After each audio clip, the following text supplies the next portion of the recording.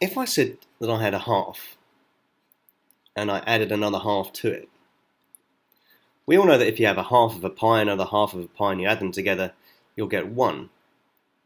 But how does this happen?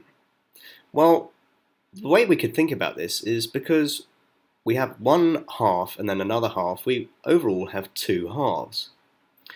And we can only add fractions together when the denominators are the same. The denominators are the bottom part of the fraction. That leaves us with 1 plus 1 on top, which gives you 2. And 2 divided by 2 is 1. If we try to work out what the example would be in this case then, with the first example, we can't add these fractions together because the denominators are different. The best way to do it is to make the denominators the same. What number will both 5 and 4 go into? Well, because the 5 is prime and 4 is just a multiple of 2, the only number that will work is going to be 20. So if we work out what we've done to the 5 to make it into 20, we've multiplied it by 4. To make it equivalent, we have to multiply the numerator, the 3, by 4 as well. So this is going to be 12. In the second fraction, if it started at 4 and it's now become 20, it's become 5 times bigger. So the top has to become 5 times bigger, which will make 5. Now the denominators are the same, we can just simply add the numerators together, which is going to make 17. But it's still out of 20. In the second example, the 7 and the 3, the lowest common multiple there is going to be 21. The sign in between will remain the same. Now we have to think about what happened to the numerator here. Well, it's become 3 times bigger, which would make 15. What's happened to this one, to get from 3 to 21, it's become 7 times bigger. So 2 times 7 would be 14. Now because the subtraction here is going to be 15 minus 14, which is just 1. And it's still going to be out of 21.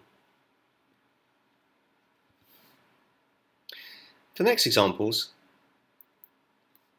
because you're multiplying the fractions together, it's a different thing. We can simply just multiply the numerators together and multiply the denominators. In the same way that if I said a half, you had a half of a pie, and then you made a half of that, you'd end up with a quarter.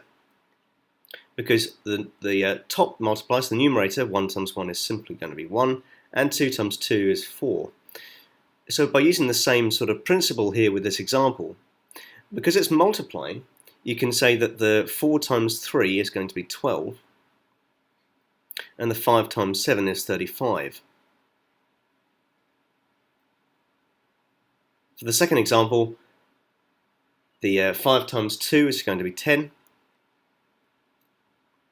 the 8 times 7 is going to be 56, and because the question simply says calculate and not simplify, we could leave it like this. If it said simplify your answer, you'd have to then simplify this to say, well, 10 is equal to 5 times 2, and 56, well, what's that halved? It's going to be 28 times 2. And because both the top and the bottom have a times 2 in them, we can simplify this to make 5 out of 28. And this will be simplified fully.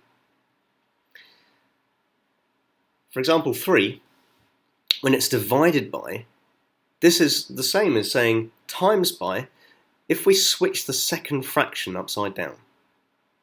So we could make this 3/5 times, and when I say times here, when it starts to divide, you reciprocate the second fraction.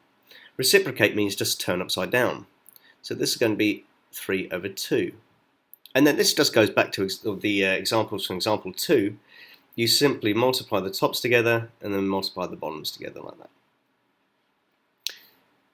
The same sort of thing for the second one here. It's going to start with 5/7, but if it's a divided by here, if I switch that to a times and then reciprocate the second fraction, 4/3, the answer will be 20 divided by 21.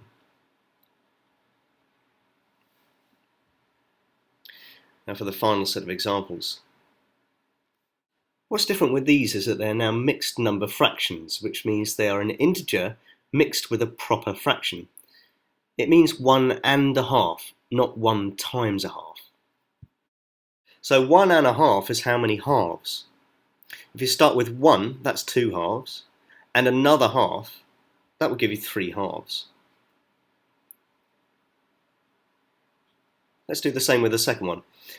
1.25 is how many quarters? 1 is 4 quarters, and another 1 is going to be 5 quarters.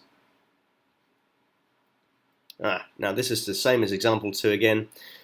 Now we can make it 15 out of 8. We could leave it like this, but usually you'd write it in the same format as the question. So how do we say that this is improper now? Well, if we had 15 eighths, that's going to be 1 and 7 eighths. And I know that because I know that 16 eighths is 2, and this is just 1 less than that. The final example now, what's 1 and a fifth? How many fifths is that? 1 is 5/5, and then another fifth makes 6/5. I'm going to leave the division symbol there because I want to convert the second fraction. 2 is 8 quarters, and another quarter makes 9 quarters. So that would be the first step. The second step is just going to be changing the division into a multiplied sign. So 6/5 times 4/9 is just reciprocating the second fraction when I've changed it into a times. And now by multiplying them together, you may spot, before I start getting large numbers here, the 6 and the 9 both have a 3 in them. So I'm going to cancel this down. I'm going to say that this is 2 lots of 3, and this is 3 lots of 3. So I've cancelled the 3's out, really. That's a little shortcut. So overall now, I've got 8 on the top, 2 times 4, and on the bottom is going to be 3 times 5, which is 15.